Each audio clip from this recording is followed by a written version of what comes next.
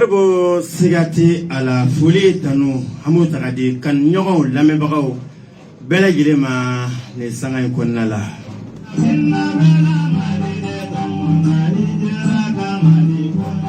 Aw ma fili aw ma ɲina aw sɔgɔlen la aw ka radio mandi la Konaja FM la voix du Ahlul Beiti.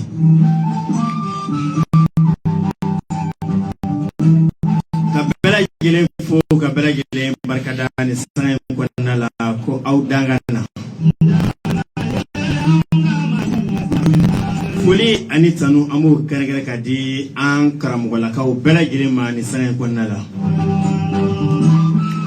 Ani minnu mi jɛ ka ni baaraba in bɛɛ kɛ an b'u fo k'u waleɲumandaw k'u barikada.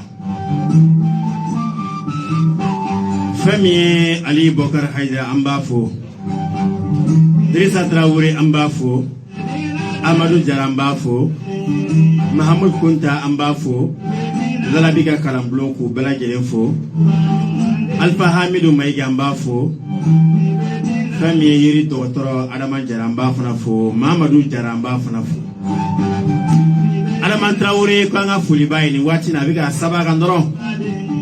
a bɛ ka partager ko an ka foliba Adama Traore.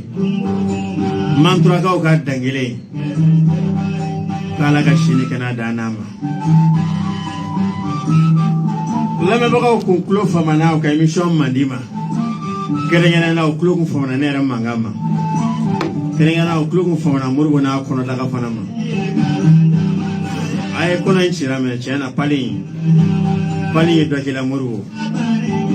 A fɔra zana na ko jɔn tɛ ma ɲi fila ma ni jɔn tɛ ye fila minɛ dɔrɔn a bɛ taa gɔngɔn fɛ. Ka bɛɛ fo ka bɛɛ lajɛlen barikada. Moribo bɛ waati kuntala jan kɛ an tun faamunen don émission ma. Baasi wɛrɛ foyi kun tɛ yen. Sunkalo n'a ko kɛcogo kun don. O fana nana bɔ a la arajo fana kun nana don panni na. An ye enregistrement dɔ kɛ k'o bila ka ɲɛfɔliw kɛ k'a yira k'a fɔ an bɛna jɛmukan kura daminɛ ni Ala ka jɛ ye. Fayida kɛnɛ mɔgɔw tun b'a lamɛn talata araba nka sisan a kɛra tɛnɛ talata a heure kɔrɔ 22h 23h. Hakili la bi de ta kɛ kura ye mɔgɔw bolo ka d'a kan mɔgɔw tun ma deli tɛnɛ ta la. Mɔgɔw tun b'a lamɛn talata araba nka ni Ala sɔnna ma fayida kɛnɛ kɛra tɛnɛ talata. An ye 30 minutes dɔ dilan Moribo y'a latɛmɛ siɲɛ caman. Hakili la radio lamɛnbagaw bɛɛ lajɛlen faamu sɔrɔ. Radio ɲɛmaaya so an bɛ foli ta ka d'a bɛɛ ma sanfɛ fo duguma. Techniciens k'u bɛɛ lajɛlen fo k'u bɛɛ lajɛlen barikada. Lamɛnbagaw k'u fo k'u barikada. Karamɔgɔw bɛɛ lajɛlen foli kɔfɛ bi invité o de ye maa min ye o de ye yiri dɔgɔtɔrɔ. Maa min ye yiri dɔn ka segin k'a dɔn. Moribo Adama Jara. I bɛ se k'a fɔ Adama commandé ne tɛ Adama fɛ o ye tiɲɛ ye. Maa ti diya bɛɛ ye. Mais Moribo i tɛ se k'a fɔ ko Adama ti yiri dɔn. Yiri si o si, bana si o si, Ala ta kɔfɛ ni Adama Jara ɲɛ kɛra 4 ye. Moribo i nisɔndiyalen bɛ bɔ. Ko bana kunbɛn o ka fisa bana furakɛ ye. Bana si dɔn o fana ka fisa bana furakɛ ye. Moribo n'i taara dɔn su ti ko i la. Nka n'i taara yɔrɔ kelen i bɛ mɛn munumunu na dɛ. O de la tuma bɛɛ anw bɛ munumunu de Moribo. A karamɔgɔ minnu bɛ yen ko dɔnni yɛrɛ b'u la k'u wele ka na plateau kan anw yɛrɛ ka se ka wasa sɔrɔ lamɛnbagaw fana ka se ka wasa sɔrɔ. O de kama Adama Jara Adama Traore de bɛ k'an lajɛ. Aha Moribo a bila ka na. Moribo ka fɛn ninnu tɛ ka sɔn dɛ. Han? Moribo n tɛ ka sɔn. A t'a la dɛ. Han? A tɛ ka bɔ dɛ Moribo. A yɛrɛ turu mankan kɔni datugura. A i b'a sɔrɔ Adama sen magara duguma. Moribo Adama Traore de bɛ k'an lajɛ. O de kama a bɛ faamu. Adama Traore Adama Jara. Han? O bɛ taa ni ɲɔgɔn ye o. Adama Traore Adama Jara. An bɛ taa k'u fila bila face à face la. Ni min sera min na an b'o kɛ an t'o kɛ masakɛ ye. Ni min bina an b'o kɛ jɔn ye. O tɛ Moribo i bɛ Adama ka micro dayɛlɛ ka munumunu ka na retour la n'Ala ka jɛ ye. Adama Jara. Assalamu alaikum. Wa alaikum salam wa rahmatullahi wa barakatuh. Indo. Ijara. Dembaya. Alhamdulillah. Muso ni denw. Baasi foyi tɛ yen. Balimaw ni jɛɲɔgɔnw. Alhamdulillah. An bɛ bɛɛ lajɛlen fo. Mali kɔnɔ. Mali kɔ kan. Farajɛla farafinna. K'an ka auditeur bɛɛ lajɛlen fo. Vraiment nisɔndiyalen don. Kosɛbɛ kosɛbɛ su in na. Ka sababu kɛ mun ye. Émission an tun famana a ma. O kun kɛra. I yɛrɛ y'a fɔ cogo min na. Darulaw cogoyaw don. N'o ye radio yɛrɛ ka darula ye. Ka taa se aw yɛrɛ ka baara yɛrɛ yɛlɛmɛ cogow ma. Nka hadamadenw ka kuma don. Dugubila a ka fisa laada wuli ye. Émission ta kura tatɔ. Adama de bɛn'o kɛ. An b'a ɲini Ala fɛ. Halisa émission ye Ala k'a sabati. Amin amin Ala k'a ci di. Amin amin. Aw k'a bila kɔrɔ ye. Aw kana bila dɛsɛ ye. Amin amin. Lamɛnbagaw fana. Ma lamɛnni bila kɔrɔ ye aw kana bila dɛsɛ ye. Amin amin. N'u ka hami ya Rabbi Ala ma bɛɛ lajɛlen nɔgɔya. Amin amin. An bɛ bɛɛ lajɛlen fo. An yɛrɛ ka lamɔden kɛrɛnkɛrɛnnen. Adama Tarawele an b'a fo. An bolo kɔnɔ mɔgɔ don an ka lamɔ. Adama min k'a lajɛ a tulo b'a la dɛ. Non an bɛ n kɔrɔkɛ den don. N'an yɛrɛ bolo. N b'a fo kosɛbɛ. Den kuramani fa. An ka tɔn président fana fo. N'o ye Alpha Hamid Maïga. An b'a fo kosɛbɛ. Fɔ a ka palais kɔnɔ. A ka palais kɔnɔ. N b'a fɔ Moribabugu. Ani t'ale ka palais kɔnɔ. Ani an kɔrɔkɛ denkɛ wɛrɛ bɛ yen. Dirisa Dia. Mayamugu Sidibukɛ. Mayamugu Sidibukɛ. Ko kuma ma ɲɛ ha commentaire bɛ ko kuma ma ɲɛ dɛ Adama Traoré. Kuma ɲɛna dɛ kuma ɲɛna. Ko Adama Jara Traoré. Ayi a filila. O de sɛbɛnna sɛbɛnnen filɛ nin ye. An ka animateur ba yɛrɛ fo. Ni Ale Boubacar Haidara. N b'a fo kosɛbɛ. K'a barika da. Muso kelentigi don. A n'a ka worokiya. Cogoya foyi t'ale bolo. An bɛna fɛɛrɛ k'an bɛ dɛmɛ d'aw ma. Inshallah. An ɲɛna. Adama Jara o diyara n ye. An b'i fo k'i barikada. An t'a bila daga girinda la. Adama Jara nin waati in kɔnɔ an y'a ye bana ka ca mais bana damadɔ bɛ yen tiɲɛ yɛrɛ la n'i ko farafinna i b'a ko farafinna banaw an b'a ta kelen kelen fɔlɔ furudimi Adama bi n'i taara jamako wɛrɛw la ko n tɛ se ka dumuni kɛ furudimi bɛ ka n sɛgɛn a bɛ ka n sɛgɛn Adama furudimi yɛrɛ ye mun bana qualité mɔdi ye inshallah Ado i ka kuma daminɛ na i ko bana dɔɔni a ka fisa ni bana furakɛ o tiɲɛ o tɛ dɔwɛrɛ hadamaden i ti fɛn o fɛn dɔn i bɛ se ka ɲɛ sɔrɔ o la a ka ca Alahu fɛ n'i ye fɛn o fɛn ɲɛ dɔn hali n'i ma caman sɔrɔ la min bɛ ɲɛ dɔn i bɛ baara kɛ n'a ye donc an bɛ fitinin min dɔn a la an bɛ n'o de fɔ kanubagaw ni lamɛnbagaw ye furudimi ye bana ye bana cɛjugu don nka ale tɛna a yɛrɛ ma abadan de zi a tɛna a yɛrɛ ma non sababu de bɛ na n'a ye sababu dɔ de bɛ na ni furudimi o ye sababu jumɛn ye mais mɔgɔ caman bɛ fɛn caman fɔ a la ni si tɛ u b'a fɔ ɲɔsi mansin don dɛ malo de don dɛ a donna ni si tɛ ninnu tɛ furudimi yɛrɛ lasili kɔnɔja banbali u b'a fɔ min ma koko mais bɛɛ ye kɔnɔ jalen don non a don n'ale y'i minɛ adamaden yɛrɛ ko bɛɛ kɔnɔbara de a don an k'o fɔ ɲɔgɔn ni kɔnɔ kɛra béton ye ni e bɛ fɛn o fɛn don i da fɛ a bɛɛ bɛ ɲɔgɔn sɔrɔ kɔnɔ de la kɔnɔ de fana ye distributeur ye ale de b'a bɛɛ lajɛlen ɲɛnabɔ min ka kan ka kɛ daji ɲɛji nunji ka taa se sugunɛ wɔsiji banakɔtaga ale de b'a bɛɛ distribuer ale b'a fɔ dutigi ye ado e de y'i ka dutigi ye ni e ma fɛn sɔrɔ don min na dudenw bɛ nisɔngoya parce que tobili tɛ yen dumuni tɛ yen dutigi ma fɛn sɔrɔ bon ni kɔnɔbara ma fɛn sɔrɔ farikolo bɛɛ de bɛ bɔ a kalama ni kɔnɔbara problème sɔrɔ donc kɔnɔja o de ka jugu hadamaden ma ni kɔnɔ jara dɔrɔn problème bɛ poser i kulo i m'a ye mɔgɔ dɔw bɛ yen u b'a fɔ ko buri de bɛ bɔ olu kulo kɔnɔ a bɛ kɛ fiɲɛ mankan bɛ bɔ a kɔnɔ kulo kɔnɔ u b'a essayer k'a ɲɛɲini cogo bɛɛ u tɛ ɲɛ sɔrɔ a la a bɛɛ lasigi ye kɔnɔ in de mɔgɔ dɔw bɛ yen u b'a fɔ ko k'u ɲɛ b'u ŋɛɲɛ laban de bɛna kɛ wagati dɔ la i b'a fɔ sisi de bɛ don a ɲɛ kɔrɔ a tɛ yɔrɔ jan fɛn ye k'a lasa n'i taara dɔgɔtɔrɔso la u b'a fɔ cataracte bɛ ɲɛ kan k'a sɔrɔ o tɛ fɛn dɔ de nana n'a ye n'o ye kɔnɔbara ye parce que kɔnɔ de bɛ nin bɛɛ servir kɔnɔ bɛ se ka na ɲɛ yɛrɛ la mais e bɛ dumuni k'i ɲɛ kan i b'a kɛ cogo di n'a bɛ don i kɔnɔ n'a donn'i kɔnɔ min ka kan ka taa ɲɛ place la kɔnɔbara de b'o bila ka t'o niveau la bon a b'o bila ka taa sira min fɛ ni kɔnɔbara problème sɔrɔ o sira de bɛ problème sɔrɔ i y'a faamuya donc farikolo bɛɛ de gulonnen bɛ kɔnɔbara la et puis il faut que les gens sachent an bɛ dumuni min fana dun kɔnɔbara b'a siri ka bisi k'a ji bɔ o ji ni vitamine b'a la o vitamine ji de bɛ sama ka taa don joli la ɲagaɲaga in o bɛ kɛ nɔgɔ de ye o bɛ taa bɔ a bɛ fɔ o ma banakɔtaga i y'a faamuya ɲagaɲaga in tɛ taa joli la o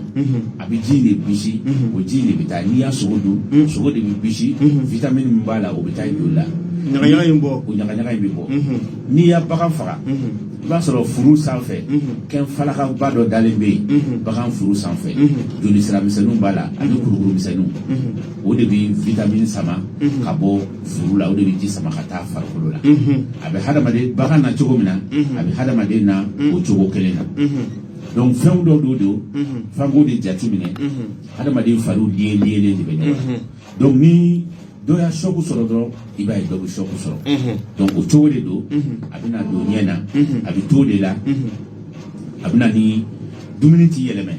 ni dumuni ma yɛlɛmɛ dumuni bɛ sigi yɔrɔ min na i b'a très généralement o bɛ kɛ sababu ye dumuni sigiyɔrɔ ye dayɔrɔ ye o de bɛ taa joli bila furu la o bɛ fɔ o de ma ko furudimi donc n'o furudimi nana e b'a ye wagati bɛɛ fari bɛ kalaya kunkolo bɛ dimi Moribo micro tɔn bɛ fermé fermé fari bɛ kalaya kunkolo bɛ dimi i b'a ye wagati bɛɛ a bɛna se niveau dɔ la furudimi mana kɔgɔ i la i ja de bɛ tigɛ i yɛrɛ ma i sigilen hali ni fɛn ni gosira ɲɔgɔn na dɔrɔn pif i ja bɛ tigɛ bon n'i fara t'o de la a bɛna ni palpitation ye n'o dusukun ka dimi parce que ni ja tigɛra dɔrɔn dusukun ka taa ni ka segin bɛ dusukun bɛ se ka pif a bɛ se dusukun fana kan a bɛ se dusukun kan i y'a faamu donc furudimi ye bana ye vraiment a cɛ ka jugu a cɛ ka jugu yɛrɛ yɛrɛ yɛrɛ de mais kɔlɔlɔ min b'a la n'an ko k'an b'a bɛɛ fɔ ɛri la baaraw don a t'a permettre an k'a bɛɛ fɔ mais an bɛ min kɔni ɲini dɔn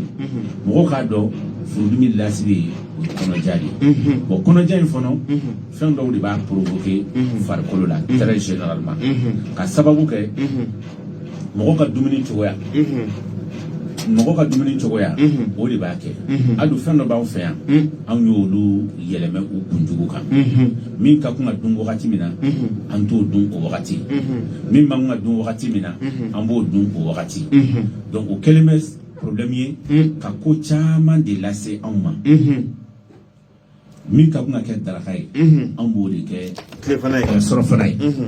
surɔfana de bɛ taa dun daraka place la daraka bɛ taa dun surɔfana place la bon kɛnɛya tɛ sɔrɔ cogo si o cogo la an bɛ mali kɔnɔ yan maliyɛn ka daraka ye fɛn saba de ye i kɛra waritigi ye o i kɛra fantan ye o i bɛ nin saba kɔnɔ a fɔlɔ seri a filanan o ye mɔni ye a sabanan o ye faamaw ta ye n'o ye kafe ni buru ni bɛɛ ye faamaw b'o dɔn bon ni saba nin bɛɛ ye dumuni fɛkɛmanw de ye ninnu si dun kuma tɛ sɔgɔmada ye ni man ka dun sɔgɔma non n'i y'a ninnu dun dɔrɔn i ma dumuni kɛ o e t'a mɛn n'i y'a seri yɛrɛ mɛn n'i y'a sugunɛ kɛ ko fila dɔrɔn a bɔra mun de kan ka dun voilà an bi taa dugu kɔnɔ ni wula sera mɔgɔw bɛ affaire kɛ sugu jɔlɔ mana taa sugu la n'u bɛ na b'a fɔ ko bɛna denbaya nisɔndiya n'u y'o fɔ dɔrɔn i b'a manabilen ɲini k'a fa pominɛtɛri ni sɛ la walima pominɛtɛri logo ni sogo la u bɛ na n'a ye wula fɛ o so kuma dɔw la a b'a sɔrɔ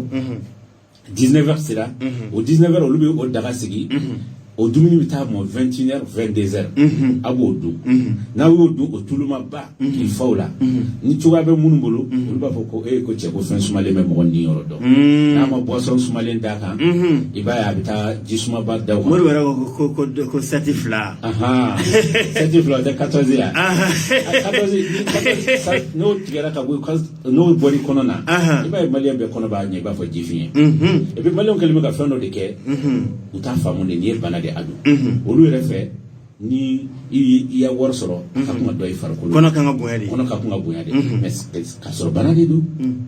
e bɛ nin dumuni dun 22h nin tulumaba ninnu don ka fɛn sumalen don a kan k'i da ka sunɔgɔ dugu bɛ jɛ o b'a sɔrɔ a kumunen b'i kɔnɔ a tɛ yɛlɛmɛ bɛɛ b'a dɔn n'i sunɔgɔra farikolo ka lanbaga bɛɛ bɛ jɔ o ye baara jɔlen baara bɛ jɔ net ni wulila de baara bɛ kurakuraya bon n'i y'a dun sɔgɔmada fɛ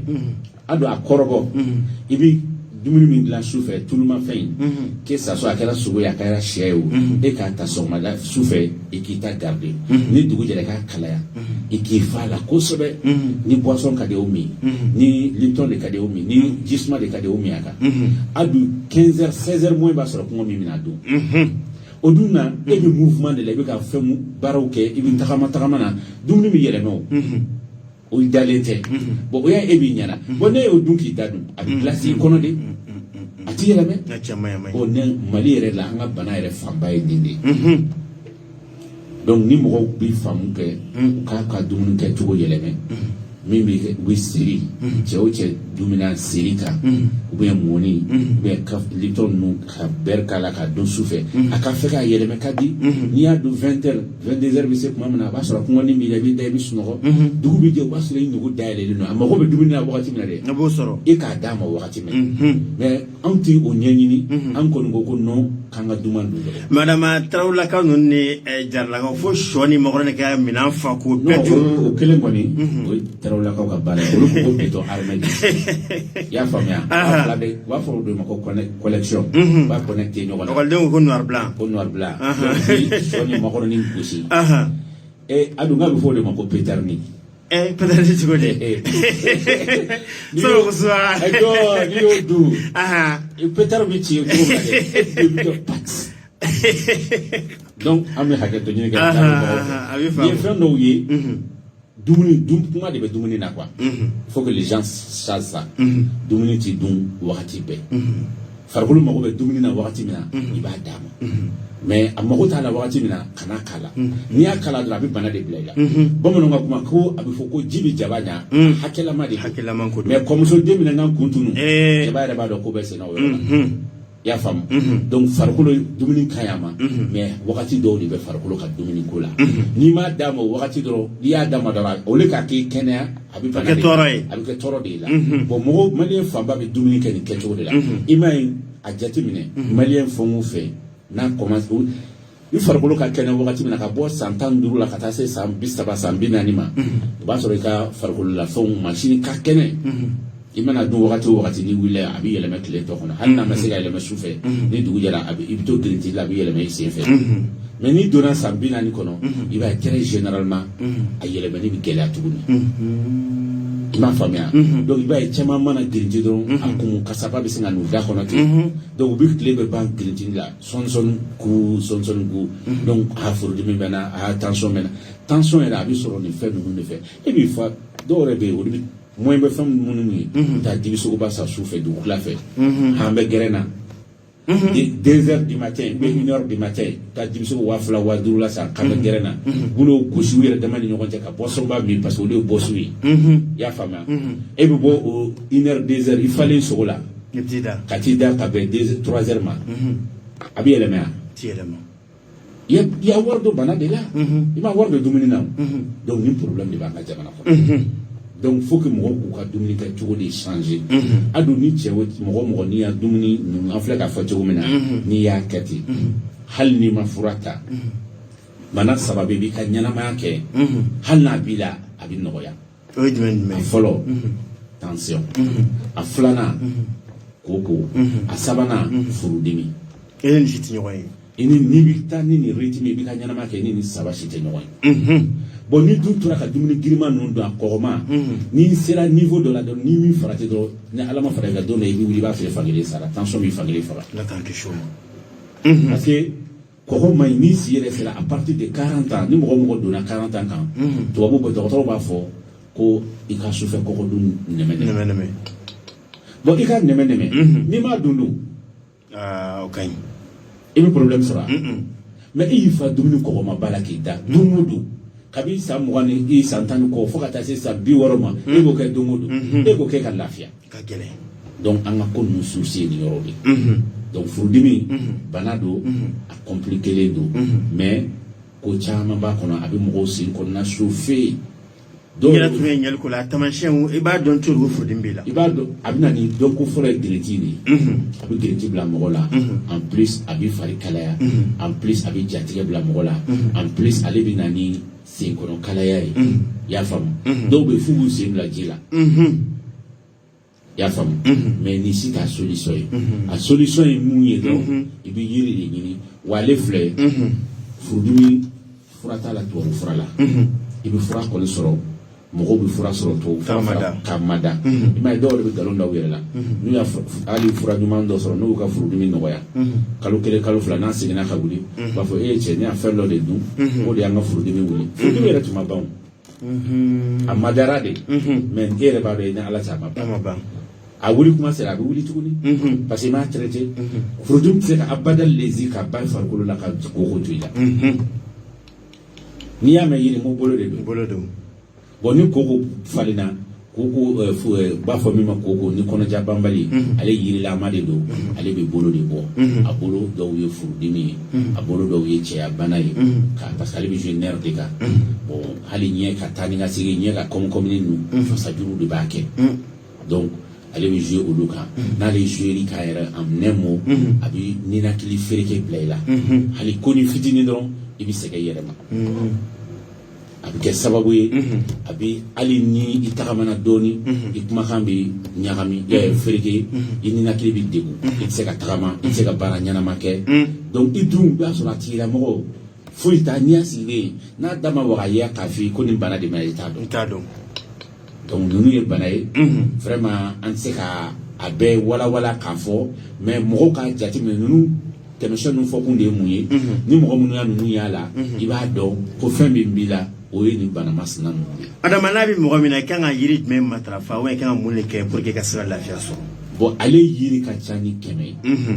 mais an tɛna se k'a bɛɛ fɔ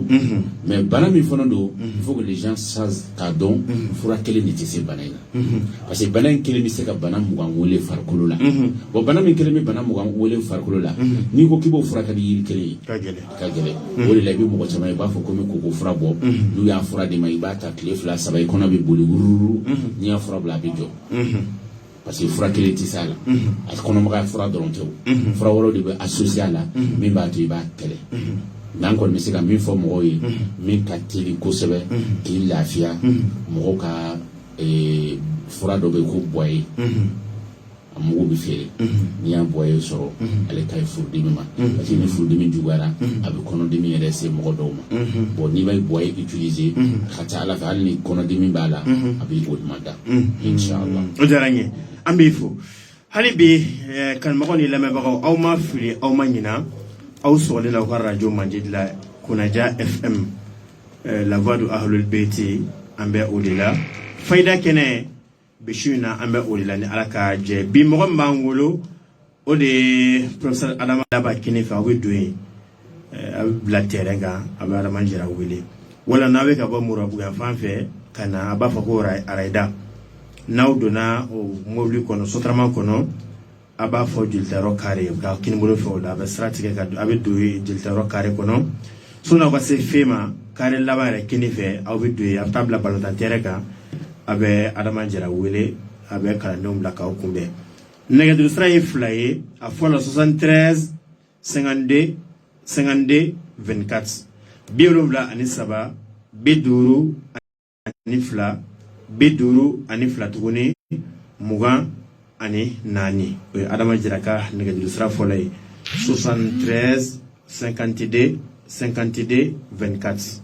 nɛgɛjuru sira filanan 52 72 02 01 72 52 ani 2 52 72 ani 2 fu ni 2 fu ani 1 an bɛ segin tuguni 50 ani 2 70 ani 2 fu ani 2 fu ani 1 ne ye karamɔgɔ Adama Jara ka nɛgɛjuru sira ye n'a ye ne ta n'Ala sɔnna ma an bɛ ɲɔgɔn sɔrɔ hali bi an b'an sɛnsɛn an bɛ taa ɲɛfɛ furudimi kɔfɛ karamɔgɔ Adama Jara an bɛna don bana min na a fɔ ma ko lɛminɛnpo an b'a ye fɔlɔ a fɔ ko lɛminɛnpo k'a ka jugu muso ma yala muso kelen ka bana de don wa wala muso ni cɛ bɛɛ jɛma bana de don. Alhamdulillah ado an b'i fɔ an b'i barika da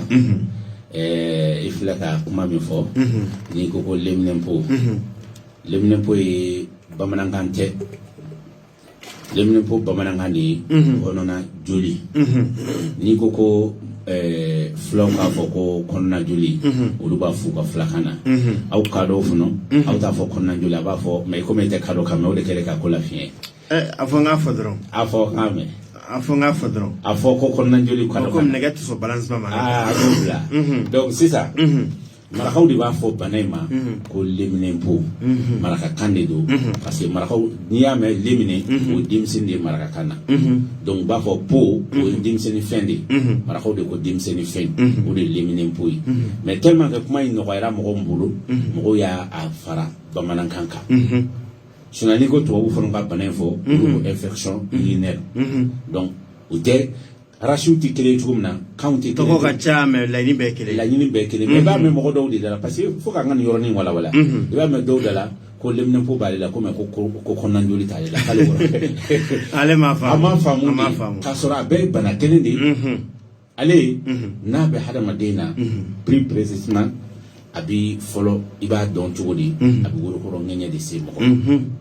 n'a nana ni worokɔrɔ ŋɛɲɛ ye i b'a ye a bɛ sɔrɔ ka don hadamaden ka hakɛ an ka hakɛ to a bɛ sɔrɔ ka don dogo yɔrɔ in na n'o ye lawura ye i kɛra cɛ ye i kɛra muso ye a bɛ se ka lawura ma n'a sera lawura ma a bɛna don ni muso don n'a donna lawura kɔnɔ i b'a a bɛ fɔlɔ ka fɛn fɔlɔ min se muso ma a bɛna ni perte blanche n'a bɛ f'o ma ji jɛman bɔ a bɛ o lase muso ma wagati bɛɛ o bɛ na muso la a bɛ to de la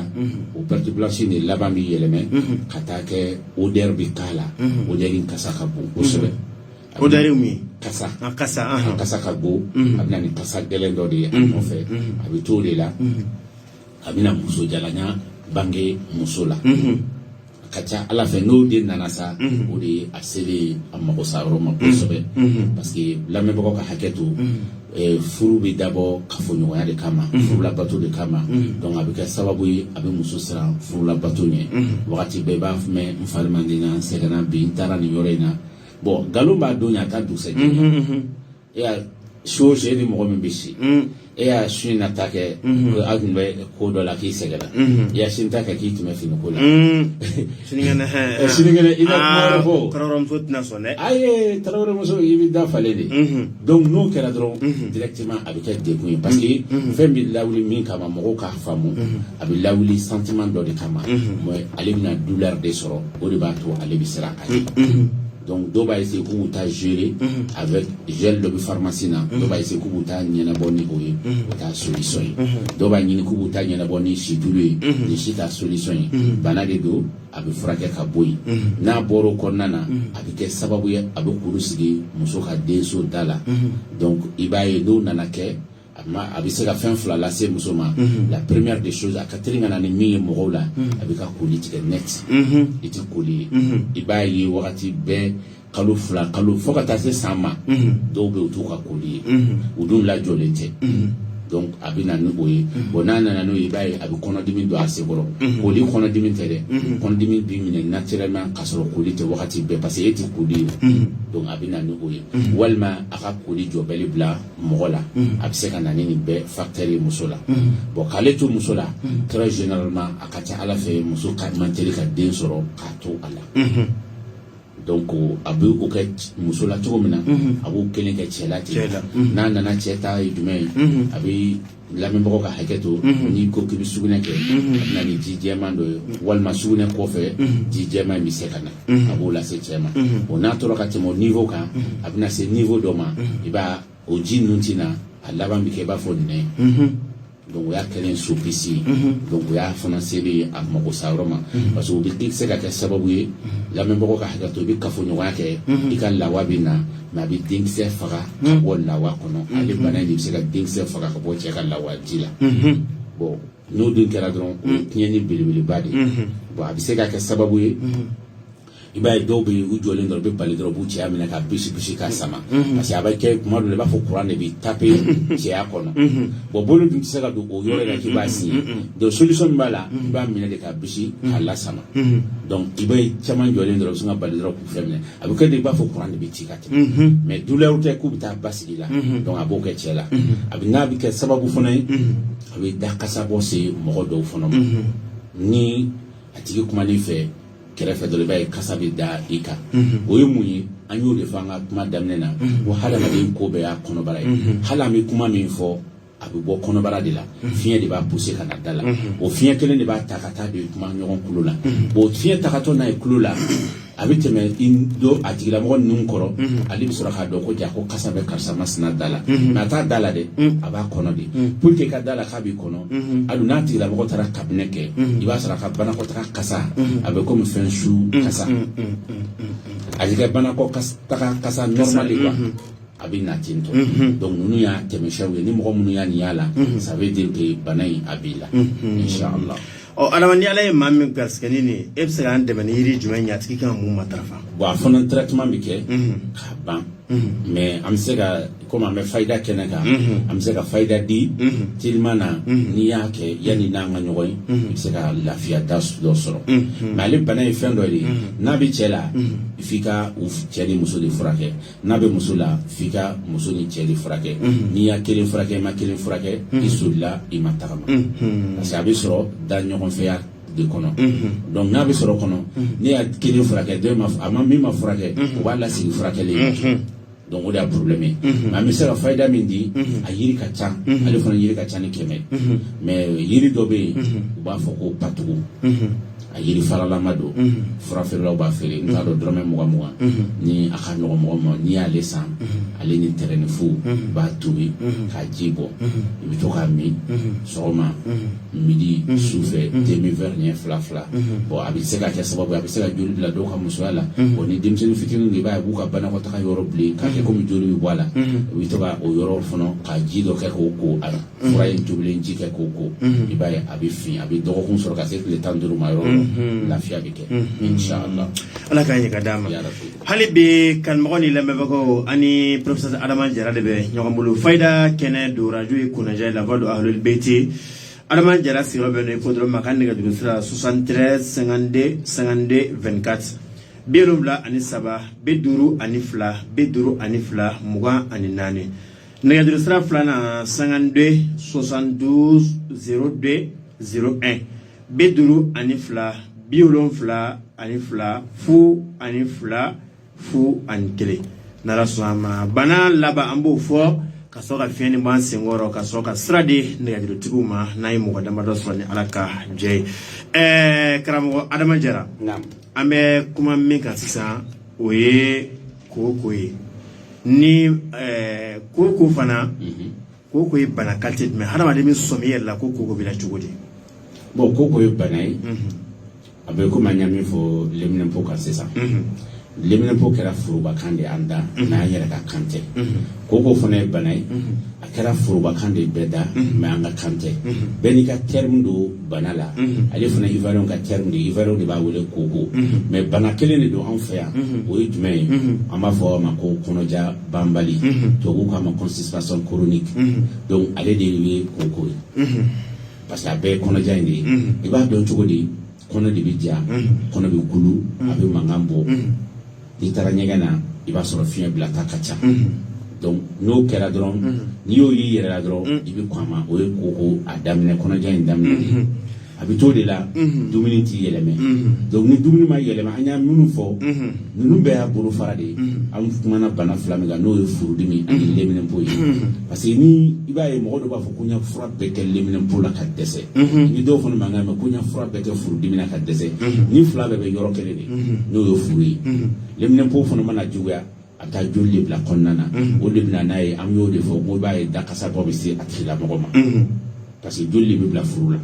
bon a bɛ kɛ sababu ye joli min bɛ bila furu la o fana bɛ furudimi bila mɔgɔ la donc ale de bɛ na ni nin bɛɛ ye donc ni koko nana nin nacogo la lamɛnbagaw ka hakɛ to i b'a ye a bɛ mɔgɔ ka cɛya dɔgɔya ka ladon k'a kɛ fitinin ye a tɛ da o ma a bɛ tila ka na ni fanga dɔgɔya ye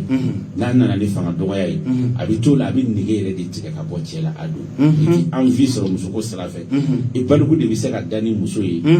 dɔgɔkun kelen fo ka taa se kalo ma i bɛ ale yɛrɛ miiri tɛ muso ko la kuma tɛ ka kɛ muso fila dalen donc i b'a dɔn o ma nɔgɔ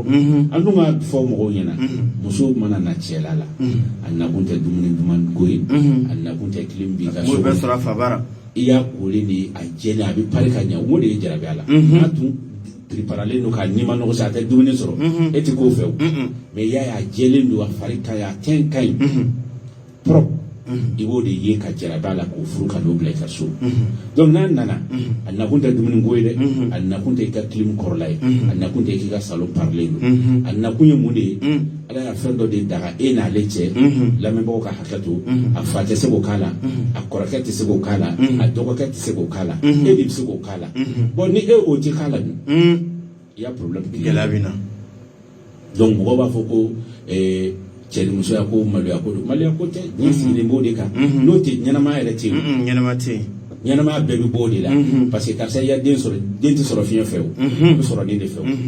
kasa kera demba tigi chamai ama soro do refele a soro lande fe donc ni ti soro dro nyana ma ti nyana ma sinsina folo e ni mais ala sababu bulo furu de la pour que mogo kala mogo tamina la pour que mogo ni mogo kana ta je dola donc aya sababu bulo ni de la donc no nana efe na foro be se ka dogo kunke o kalo ke e ti se ka foise o ma problème na de mais ere anke ka ambla muso no place la kala jamen ado de la bala non ni muso ni e ka muso la balo na banane ba furake ado e mogo kasama an go muso jala do muso che ko nege bo muso la e mogo kasama sukele sufla dogo kunkele e te ka soro e dunya bala akabu akaja a dumun ke to ma yelma kuma to ma yelme ado bi tiri de daira la na iba ko non ne sega ke ye kalabanci de ba be ba ti mais kuma le muso e bi sega glante ga e bi te salema dogo kunkele ka se kaluma ali sege bo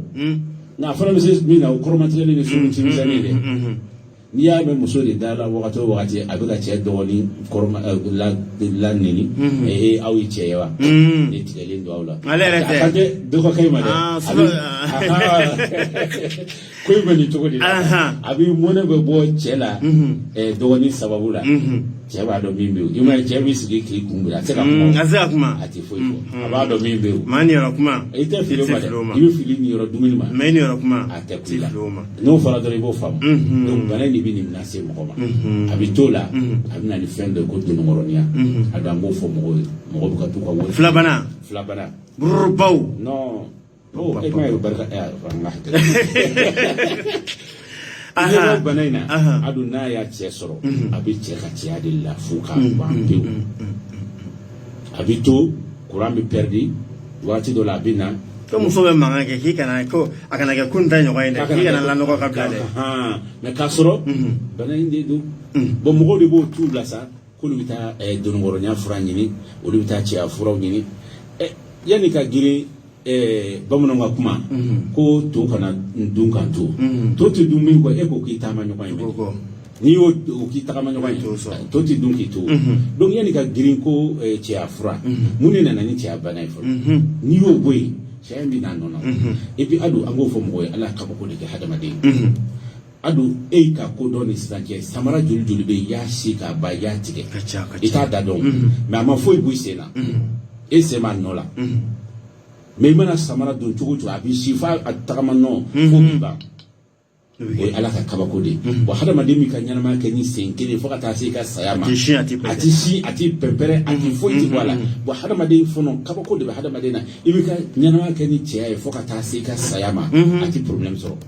mais fendo de be o li se ka problème se tia o folo yi afle ka bana mi fo no ye kuna jabambali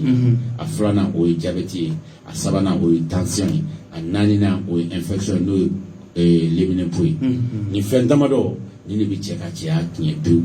adama jarani ni mi mo me kenga mu fana matrafa yirila kadaka dowina betse kana dubero kaja atika mu matrafa bon ni be mo bina am sega mi fo ya fo chugo mina yani na fa nyowani mais furatele o wakati la temene do ago fo kadaka parce que ayo fanga émission kono sisan o furatele ti se banaina mo ka fere ko ka konta banini ni balbali ba nyangami même 12 par exemple ça ni akuyer nyakelinta balbali mugula ko kuyer nyakelinta balballa konta bala ba fla nyangami nyona ba ta café en cuillère là matin et soir akacha ala fe abi nyigana ta ko ni nogoya inshallah o jaranye mo ba mete fanve ibulele ma soni ami segara sisa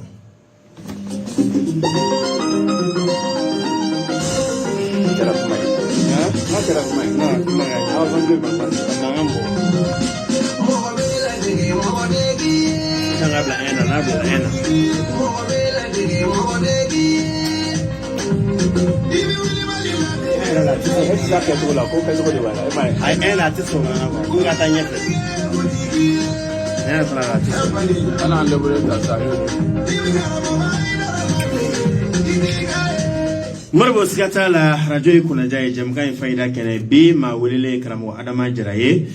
kabo ipodrom ko fi adama jaraga ne gadru sra 73 52 52 24 walma 52 72 02 01 we adama jaraga ne gadru sra amina ne gadru sra di kenema mo ma ni alaka jay na ya so problem udala usa welele ke ko ga problem nyefo ni alaka jeye soni sa nega sra ambodi 21 mwan kele biolomla anworo moro nega jusra me mwan kele biolomla anworo bidru mwan shegi mwan chodo 21 76 28 28 mwan kele biolomla anworo mwan sheki radio kuna je 9 tas dono aminyo soro ni alaka jeye 21 76 28 28 mwa ankele bielum fla ani woro mwan sheki radio kuna jay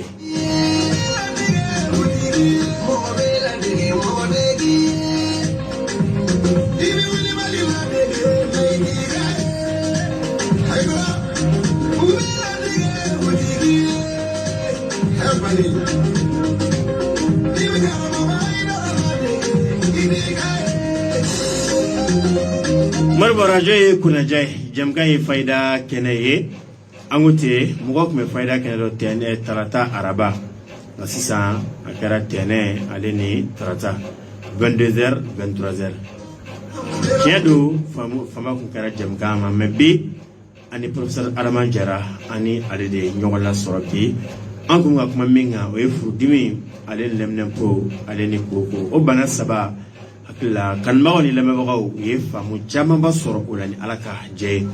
absa ke fendo ba on dama soma wala nyali me ebolo absa woli ke kan ngali ke nego du straba ko bla 21 76 28 28 muga an kele biolon vla an woro mugan sheki nayen tan ala sonama ambe nyogo soro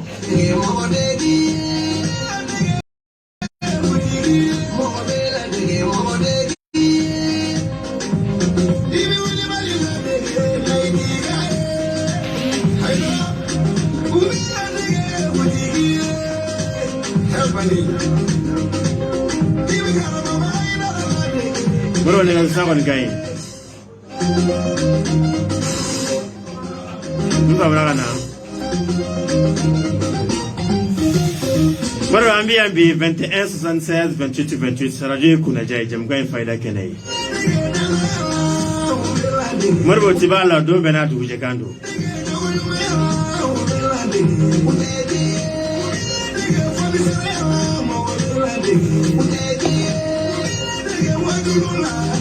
Morbo mabe banado mabe yirido meka banado ka yirido iba fada manjara wara ko bi gono morbo lado salam alaikum ibe kan korota tara 21 76 28 28 muga an kele bureau vla an woro wan sheki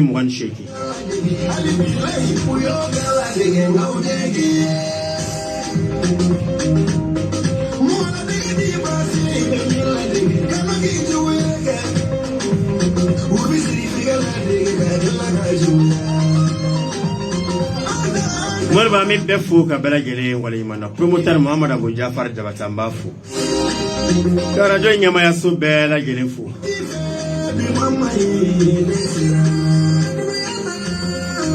Morba da manjara le di bima wele sigara beno hippodrome ka ofin na mo be ada manjara la na sotramanta ka bora dala ka okunda du ko na ka ba fo ko jultaro kare na uduna jultaro kare ko na bita sona ka se fema kare laba kini fa widoyi avec tere no karabe wulili ke karamogo adama jarabe mo bla ka okumbe aka negajuru sa 73 52 52 24 walma 52 72 02 01 Bielobla anisaba biduru anifla biduru anifla muga annani walma biduru anifla biolobla anifla fu anifla fu ankele marajoy kuna jay jamga faida kene kasa wulili ke negazulu sraba ka bla la 21 76 28 28 muga ankele biolobla anworo mugan sheki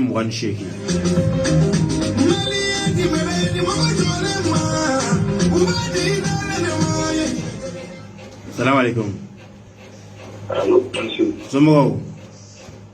Amma. Ete me. Bon, ay para amara ni ka para la tarde ay sambil nang kono torin. Ni ke jelo ka yelo mono. Ko ke timbul wa. Ni mi ta be, ni sambe ji Allah sha. Kono torin no dum ji ay kono. La famille. Ala kan la shati. 21 76 28 28 Alama jara kwa kono tonino ko ni sara nyama sisa ka le muru kumni nyini ndro ako ke jikala la halla kira nya aka chiflay planche dro ako bushi jikala na muso tigi sara jikala sura bo muso kele tigi muso chekana chekana kemande ka nda le tuwa do me eba me kuita dala ko muso kele tigi muso voyagera abu fi ma chogori chekana me na ma voyage na banana dum abu fi ma chogori na ma banadu ko le bi teka dala auna doni wala ne ko ga de ga wasu sabari wale kele ngulu ayo ala ka haji donc amu fana ka jikala nyini no citron fitini bishala akamini ala sona baye le solo sala galla inshallah marbo lado salam alaikum allo somogo edaj me gelea ala ay go warri biche mobili ega mobili biche ah ay chega mobili transport de gars la famille 21 76 28 28 radio kuna jay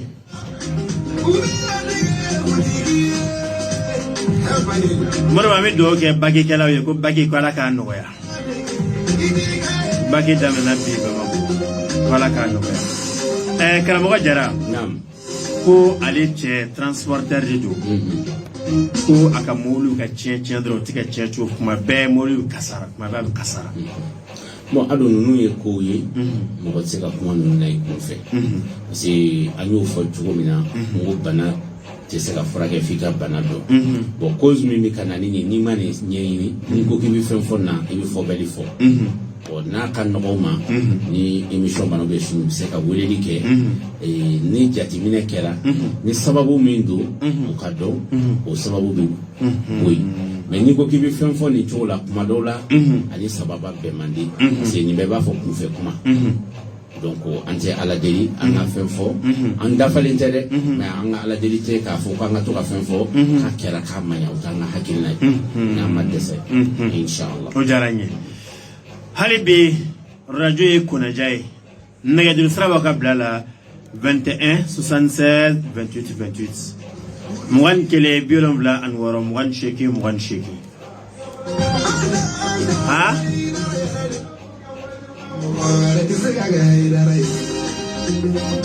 21 no ni technicien yalla da num solo barula awde do ga technicien yalla da num solo barula ala do murgo salam alaikum somogo somogo bili nefa somogo allo Korbashte hein ele tutel an club ila yau ne bɛ retour t'ale kɔrɔ a bɛ ka fɛɛrɛ kɛ ka retour ɲini 21 76 28 28 ni technicien kɔni ka yɛlɛ ka yɛlɛ fo k'i tɔn jan ni muso de bɛ baro la na ja kɔni b'i fa 21 76 28 radio ye kunaja ye jɛmukan ye fayida kɛnɛ ye salamu alaikum somɔgɔw e ta ye jumɛn ne fa gɛlɛya garisɛgɛ gɛlɛya